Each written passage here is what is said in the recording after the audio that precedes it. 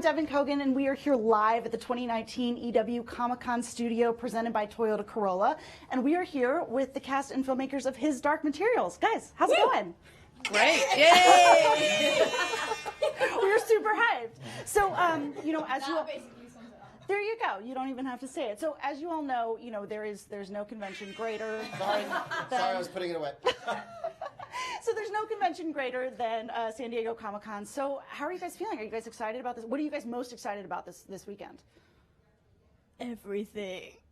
Honestly, the world seeing this trailer, which I just saw this morning over breakfast with these guys, and they ain't ready. Here it comes. It's amazing. It just looks amazing. It's on its way. So, I mean, this is a series that has so many fans and has, so many people love this property. I mean, were any of you, fans before signing on to the show?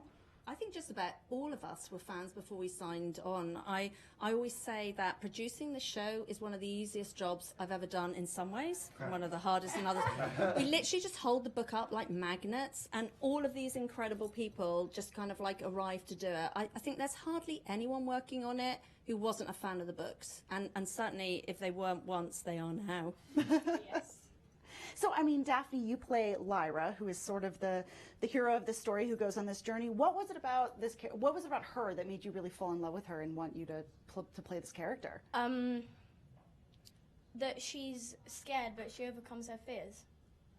And that it's just, she has such an arc. She starts off being someone, and then she ends up being someone completely different. That journey, I would imagine, would be really fun. Absolutely. And you get to do loads and loads of complete kick-ass things. Yeah. She's quite a character, isn't she? Mm-hmm. Yeah, I think Daphne likes all the action. Yeah. She's no. brilliant at it. So you get to do some running and jumping and all that good running. stuff. Lots of running. A lot of running. We actually cut a reel together at one point of all of the times that Lyra, we had Lyra running across the whole 8 episodes. It went on for about 45 minutes. Yeah, literally just like running through, like in every single costume possible, just like running. They'd be like, so now you're going to run. I'd be like, great. Yeah. You could cut together a whole episode of just running. You Absolutely. Could just, yeah, probably. So, Ruth, you play the sort of enigmatic Mrs. Coulter. What can you kind of tell us about this? She's sort of an imperious, interesting character. Well, I took the job because I loved her descriptions, which was the cesspit of moral filth. And I thought, well, and the mother of all evil. And I thought, well, I can't say no to that. So I've loved playing that. No, she's an amazing character. She's really complex. She's one of the most complex female characters in fiction. And people love her and scared of her. And, together with everyone and Jack, we've really sort of created this really enigmatic figure. And you can keep digging into her and finding more and more depth to this woman who's, she's unknowable, really. But we're trying to sort of make her more or relatable in some ways.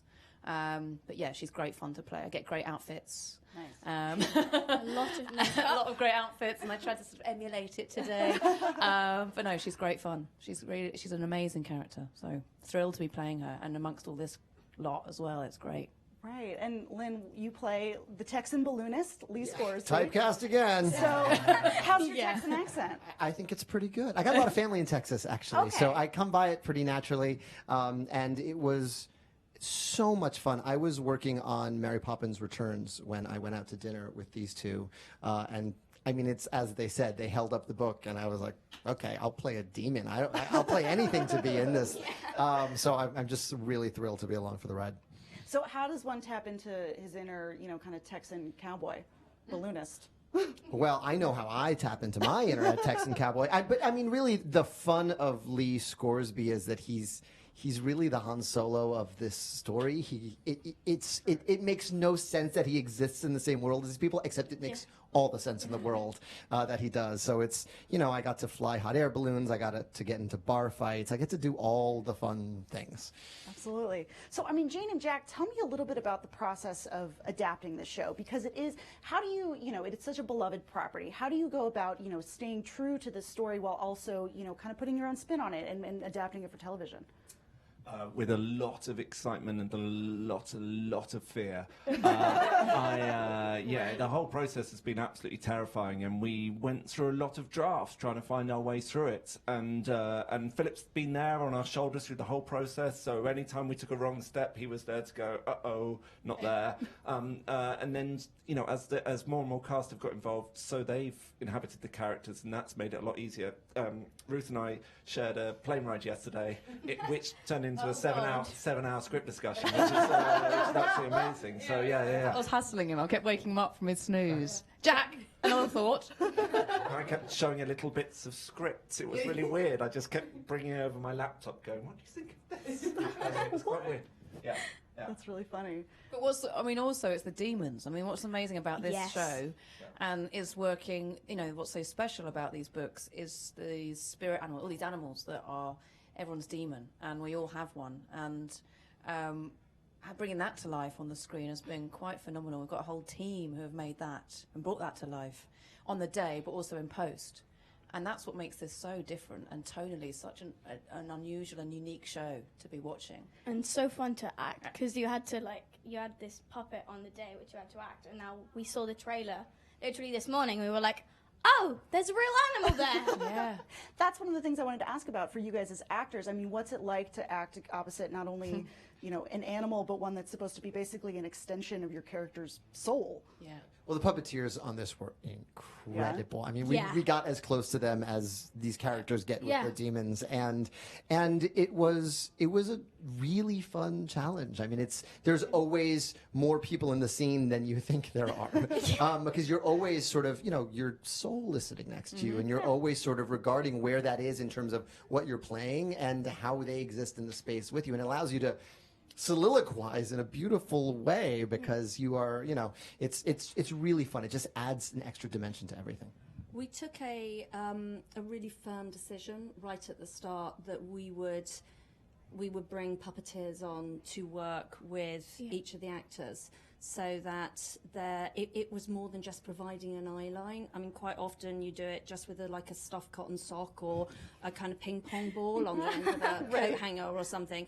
And that actually what we wanted was, because the demons are so much a part of the overall performance, we wanted to put something more tangible than that. And actually, I have to say, now we're editing out all the puppeteers and putting in the VFX animals. We kind of miss seeing all the puppeteers in there. There's one I have. My monkey is played by Brian, and a real man called Brian. Yes. And he's amazing. And together, because, you know, the monkey is such a huge presence in the books, he doesn't speak, unlike the other demons.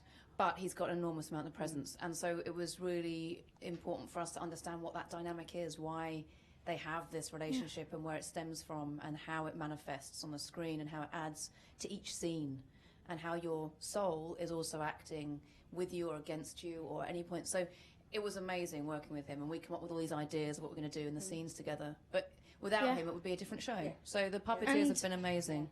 Also, it's like, at the beginning it was kind of weird for me, because you'd have to be like, you've got an animal next to you, but then kind of throughout the show you did actually feel like there was actually you right there, and it also helps you with the other actor, because character wise you can also see what the other person's feeling better, because there's not much way of repressing your soul just looking there at you hi, I'm here. There's not much, but yeah, also Lyra and Pan's relationship is very close, and it's very fun seeing the different relationships of I don't know.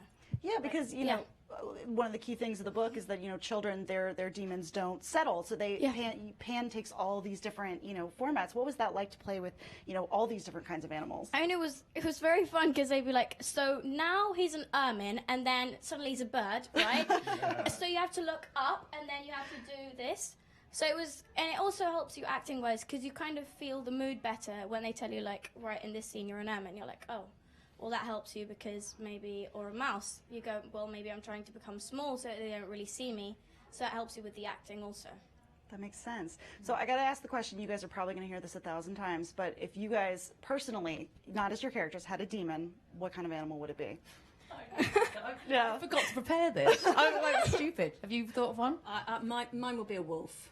Why a wolf? Oh, yes. Because Bad Wolf made his dark materials, and actually I think wolves are amazing creatures and very much misunderstood, and they're both fierce and protective, and in some places in extinction. So mine would be You would wolf. so be a wolf, Jane.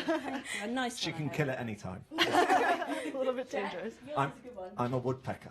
Why a woodpecker? Oh. Destroyed the set. It's just an example of how I'm a woodpecker. Just knocked down a tree. That was so on brand. Wow. I am a very anxious person, and I think, and I've always got something knocking against my head, going, "You've messed that up. You've messed that up. What kind of wally are you?" So yes, I'm a woodpecker. That's fair. I've got no idea. I'm probably like a hamster or something. You are not a hamster. You are not. You guys decide. We're gonna All come right, back we're gonna to come. you. We're gonna come. By the end of the day, we'll have have a. I don't know. I think I'm. You know these small tropical monkeys? Yeah. Yes. Or- monkeyish. Yeah. I am not a golden one though. That would be very offensive. Or actually maybe a pine marten, but I'm not really sure. So I don't know. I haven't settled yet. So Remember that? Do you remember that rat that dragged the pizza down the subway? I think it's a pizza rat. I think the my one demon walk- can take care of itself. It's a New Yorker. I think it's a pizza subway rat. Wasn't there one walking? Yes. There was one walking Yes. across Fifth Avenue. Was that shopping? Wasn't there? Yeah, A rat. yeah. That's you as I'm a well. New York rat. I think I you're can a see sphinx. Oh, there you go. He's giving me one. That's good. That's good. Sphinx. Okay, I like that. I'll go for that. Right, Yeah. That's Yes. good. Yeah, I like that. yes. There you go, kind of enigmatic. So thank you guys so much for being here. So that's the end. Stay tuned to EW.com for more Comic-Con coverage all throughout the weekend. Beep, beep, beep, beep, beep, beep.